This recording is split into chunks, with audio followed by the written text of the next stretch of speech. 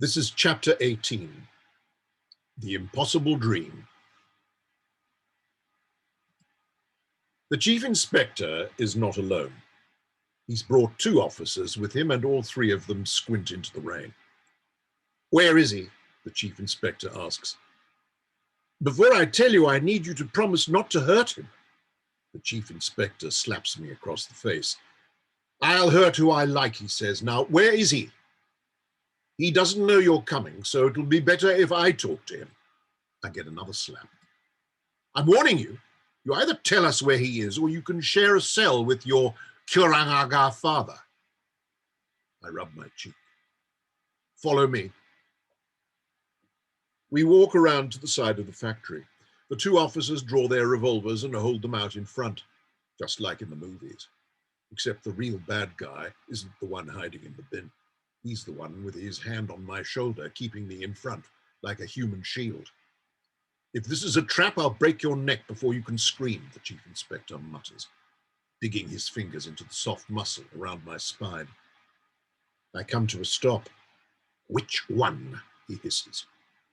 I point to the right bin. "Could be a trap, sir," one of the officers says. "There could be a lot of firepower in the rest of those bins. Should I call for backup?" The Chief Inspector waves the officers forward with his free hand. "We don't need backup. Just get the bin open." The officers creep forward, exchanging glances every few steps. When they reach the bin, they stand on either side and raise their guns to the lid. One of them places a hand on the edge as they count down. "Tiga, dua, satu." The lid swings open and the two officers point their guns into the bin. They bark orders, shouting to be heard against the rain. Uncle emerges with his hands up, looking bewildered. Then he sees me standing beside the Chief Inspector and his face falls. The Chief Inspector's hand rests on my shoulder, and I glance up to see a wide, ugly smile. "Get the cuffs on him," he shouts. Uncle is dragged onto the wet ground and forced to place his hands behind his back. He manages to twist his neck to look at me. The Chief Inspector pats me on the shoulder. "Good boy," he said. "You'll go far in this world." When he says that, my heart feels like it's been kicked hard, like a goal line clearance in the 90th minute. Uncle is lifted to his feet and marched to the Chief Inspector's car. He doesn't look at me as he passes. "Put him in the back," the Chief Inspector says, "and not a word of this to anyone." He reaches into his pocket and splits a bundle of notes between the two officers. They get into a separate car and pull away from the roadside. "Little Lazaro," the Chief Inspector says, grinning. "Why don't you sit in the front with me like a real policeman?" He opens the passenger door and I slump onto the seat. I'm not tall enough to see Uncle's reflection in the mirror, and for once I'm grateful for being small. I stare through the rain-speckled windscreen as the Chief Inspector climbs in and steps on the accelerator. It's the first time I've ever been in a car. It's one of the worst experiences of my life. Even though the journey is over in a couple of minutes, it feels like we drive for miles and miles. The wiper things thrash from side to side, but the screen is never clear. I wish my uncle would say something. Anything. But he doesn't. The silence gets so big, I worry the windows are going to shatter under the pressure. I sink lower in my seat. The side streets leading to the Dragon's house are too narrow for the police car, so we get out and walk. The Chief Inspector holds onto Uncle's handcuffs, steering him through the dark alleyways. I trail behind, dragging my feet. We climb the steps to the first floor and find the Dragon sitting in near darkness. He smiles at the sight of my uncle, and the reddish city spit between his teeth looks black in the gloom. His jewelry catches the yellow light thrown from a lamp, making the gold chains round his neck look fake and tarnished. As he lifts his feet from the low table, he scatters loose notes onto the floor, but doesn't seem to notice.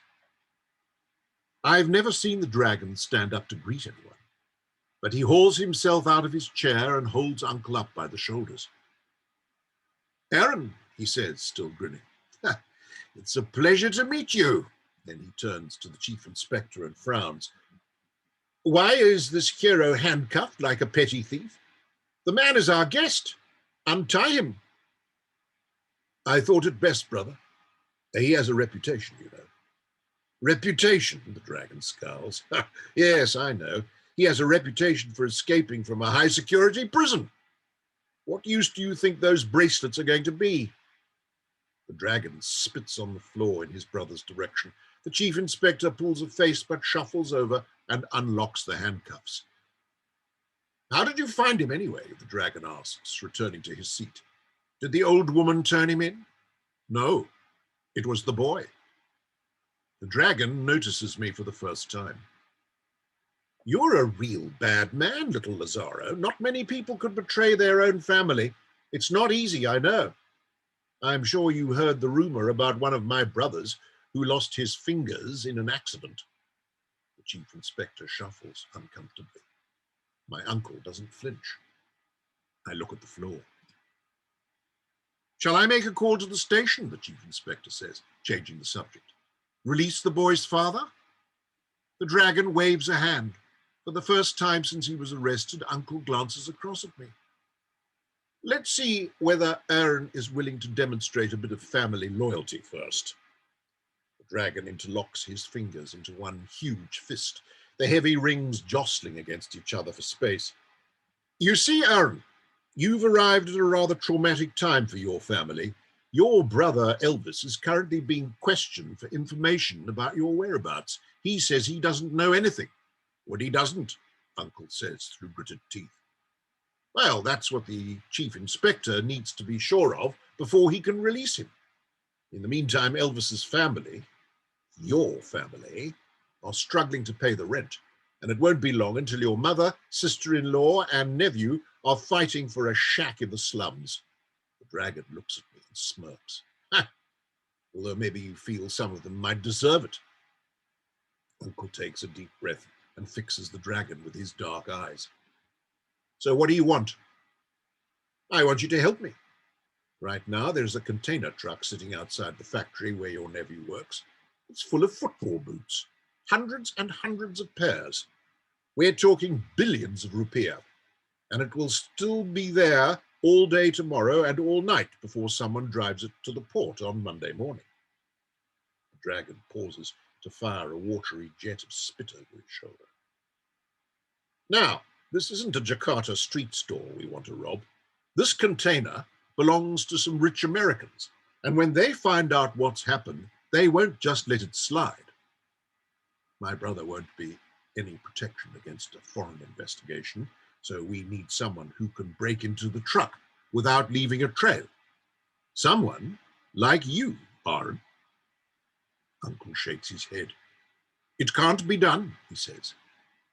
The dragon's eyes widen. I should have warned Uncle that nobody crosses the dragon unless they want to be chewed up and spat out. Of course it can be done. Your career is legendary. People still can't believe some of the jobs you pulled. I got caught, didn't I? And you escaped. Uncle shakes his head again. It won't work. If no one discovered what had happened until a few weeks later, after the container arrived at its destination, you might have a chance, but the container won't ever make it out of the port. Why not? Asks the chief inspector. Uncle glances over his shoulder, but responds to the dragon. Because they weigh each container to make sure it's right. If the weight is too far out, they open it up and check what's inside. The dragon grins, and city spit bubbles around his teeth. We won't just be taking things out. We'll be putting something back in. Uncle frowns. Like what? People.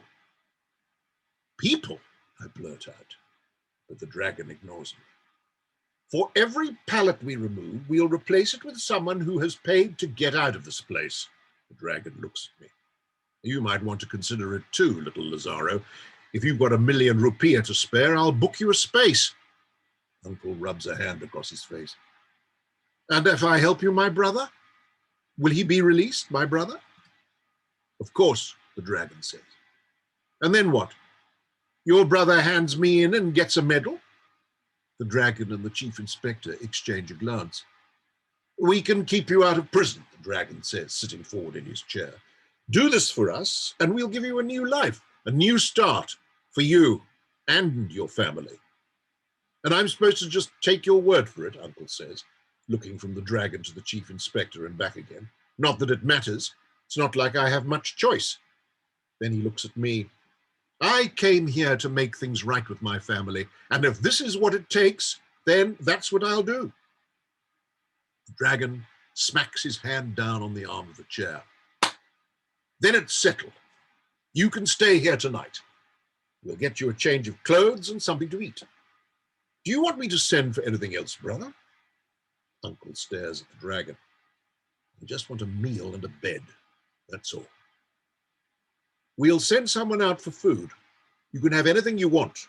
The dragon waves his hand at me.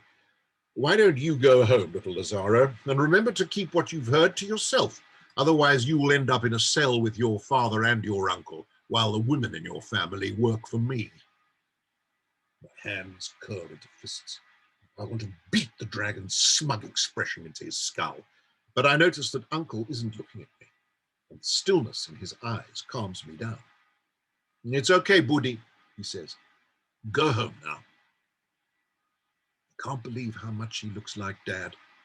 And suddenly it doesn't feel as though we've been kept apart for years and years. It feels as though he's been looking after me all along. We'll call for you tomorrow evening, the dragon says, twisting one of his rings around his finger. You know the factory compound as well as anyone. We might need you. The chief inspector grips my arm and shoves me out of the room. He follows me down the stairs, but stops at the entrance, not wanting to step into the rain. I glance back as I cross the square and he spits into the dirt. As soon as I turn the corner, I run, not stopping until I reach the apartment. Grandma is asleep in the darkness, her breathing slow and shallow. I creep towards my room, glad that I don't have to talk to anyone, and curl up on my mattress. I hear Mum come home a while later. She wakes Grandma and says that she's waited for hours at the police station, but they wouldn't let her speak to Dad. Grandma tells her not to worry. She tells her that everything will be all right, but I don't know whether I believe her. A cold tear runs across my cheek and soaks into the mattress. It's the first time I've ever thought Grandma might be lying. Mum must go to bed soon after because gradually everything grows quiet, except for the pattering of raindrops outside. Grandma coughs in the next room and I decide to get up. The room is completely black, except for the glowing orange tip of Grandma's cigarette. Are you okay, Grandma? I ask. Can I get you some water? That's very kind, Moody, but I'm fine, thank you. The orange glow flares up to an angry red, then almost disappears completely. Would you like me to tell you a story? She asks. I walk over and sit cross-legged on the threadbare patch by her chair. She coughs quietly, like she's growling. What kind of story would you like? She says. I don't mind. How about your favorite? My favorite? Well, let me see. That's a tough one. Did I ever tell you the story about the swimmer? No. Is it your favorite? I should say so. Then why haven't you told it before? Grandma takes one last drag on her cigarette and stubs it out. Because I wanted to save the best for last, she says. You haven't got any more stories to tell? I ask. No. This is the last one. I never thought Grandma would run out of stories. Now then, she says. The story goes that there was a boy who lived on a remote island. Is this the one with the big coconut tree? Because you told me that one already. No, that's about a different boy. On a different island. It's a completely different story altogether. Now, where was I? Oh, yes. There was once a boy who lived on a remote island. What was his name? His name was Boody. No, it wasn't. You're making this up. Are you calling me a liar, young man? I'll have you know the story has been told for generations, and I doubt anyone has interrupted its telling as much as you have. And it's true that the boy was called Boody. But that's my name. I know. You were named after him. Really? I didn't know that. Well, you were. I suggested the name to your parents when you were born. And they asked, why Boody? They were skeptical, you see. After all, I didn't name your father Elvis. She laughs, but it soon turns into another hacking cough. Anyway, after I told your parents the story, they thought it was a wonderful name and they agreed to call you Boody. So, how does the story go? As I was saying, there was once a boy named Boody who lived on a remote island. Life on this island was very tough, and it was often a struggle just to get by. They didn't even have the tools or resources to build boats, so they had to fish by wading into the shallows with spears. It was very primitive. But everyone worked together and kept each other happy, even when the storms came or they didn't have much to eat. None of the surrounding islands thought much of Boody's island. They said it was too small and rocky and exposed. Life was too harsh, so they never visited. But occasionally bad weather would force fishermen from other islands onto the shore, and for a few hours, Boody and his family would hear stories about how much better life was across the water. No matter how much Boody pleaded with the fishermen, they never allowed him to journey back to see these distant paradises in their boats.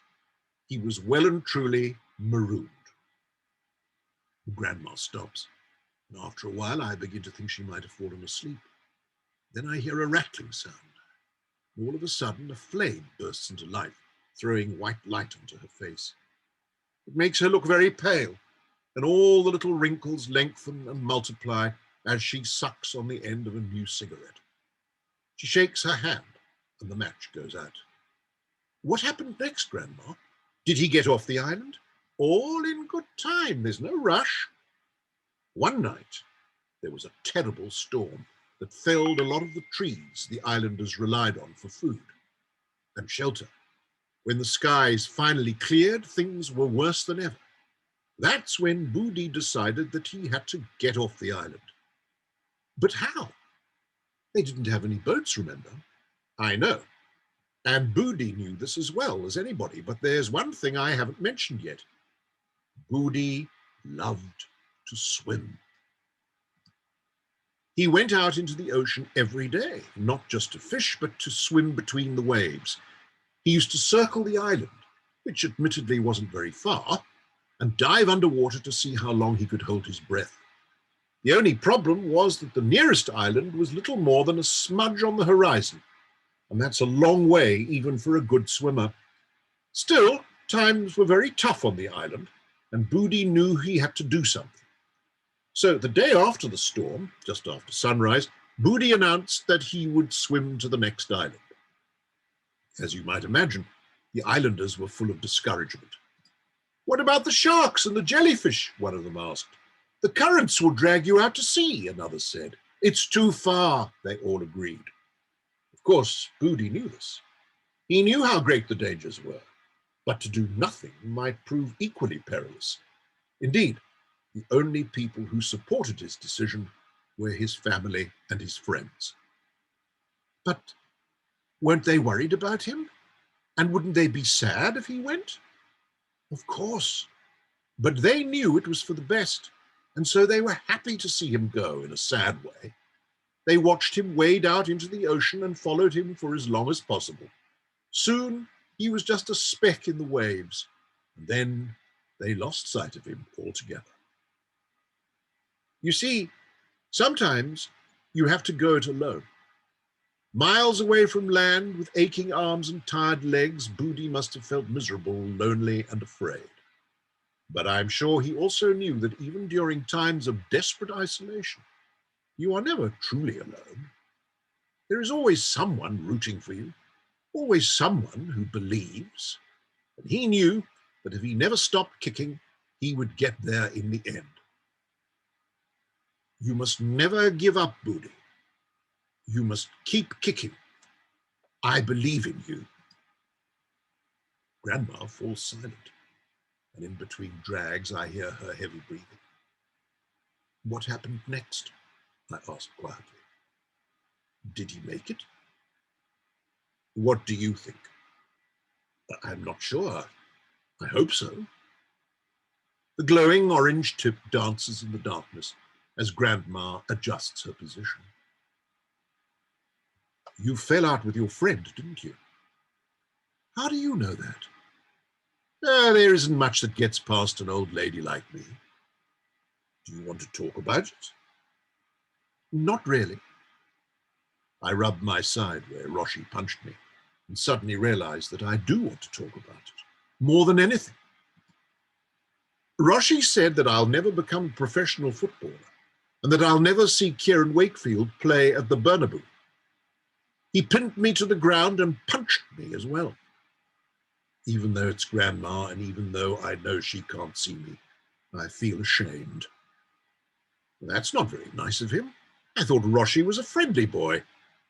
He is. At least I thought he was. I'm sure he didn't mean to hurt you. People say and do lots of things they don't mean when they're angry or upset, but you mustn't listen to them.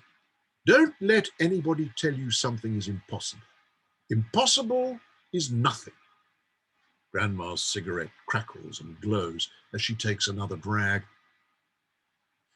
I'm sure you won't stay enemies for long. Everything will be back to normal again soon. Now, it's very late. I think maybe you should go to bed. Just one more thing, Grandma, and then I'll go, I promise. Okay. What is it? I desperately wanted to tell her that her son is in hiding just around the corner, that she doesn't need to worry about choosing between her children because I've done it for her, that we're on the verge of a new life together, the five of us.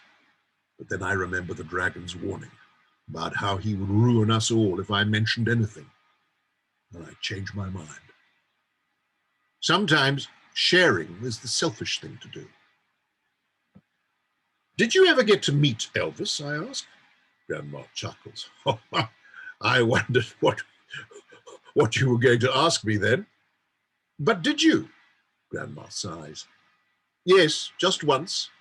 It was very memorable. But that's another story for another time. I thought you didn't have any stories left to tell. Grandma chuckles again. You don't miss anything, do you? Now, give me a hug before you go. I stand up and Grandma squeezes me tightly. I pick my way through the darkness to my bedroom. But as I reach the door, Grandma stops me. Budi, she says, no matter what happens, keep kicking. I look back, but all I can see is the glowing tip of her cigarette. Good night, Grandma. Good night.